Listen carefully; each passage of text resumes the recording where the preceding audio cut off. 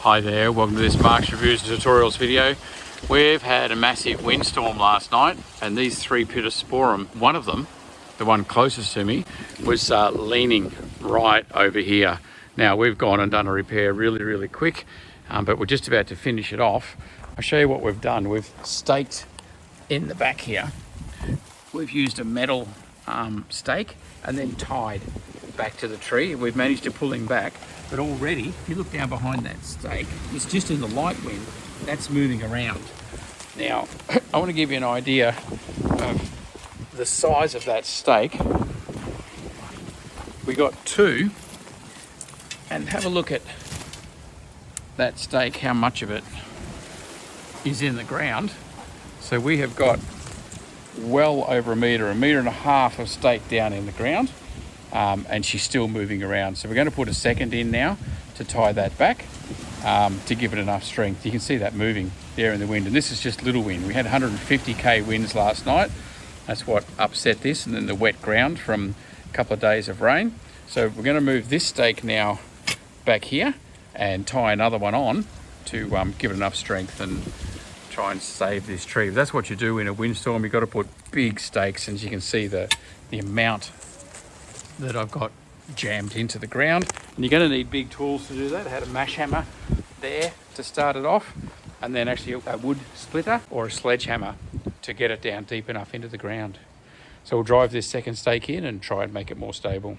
Okay, so second stake is in. I'll put this one even a little bit deeper, and we're going to tie back and come around the whole tree this time to try and give it adequate. You can't stake too close because they'll just move together, but this far back they're independent, and that should be well and truly enough to hold it. But we've got more wind forecast for this afternoon and tonight, so we will know by the end of the day. Okay, so that's done.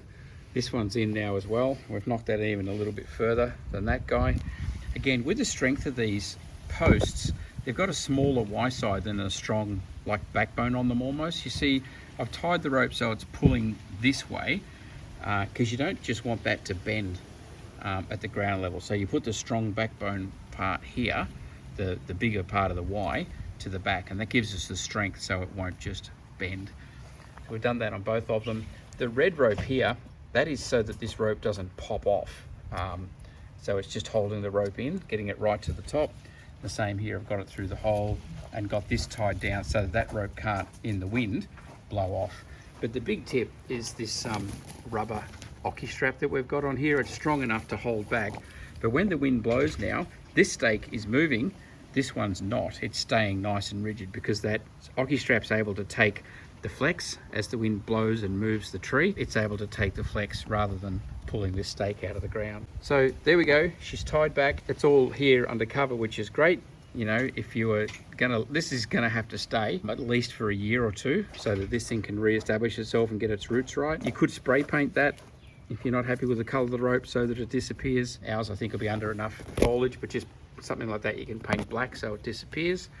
But that's it, and that's a massive tree saved. It's big, heavy duty stuff is what's required to hold him and pull him back in place. So here's the line of trees now, and you can see they're now back in a line again, which is what we want. This guy here was out here, so we've pulled him back and held him back in place.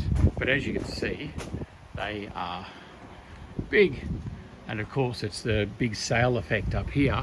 So again, depending on the situation you're in, we could have taken the top off the whole set of trees and then let them recover all together to stop this from catching so much wind, but hoping we're not going to have to do that.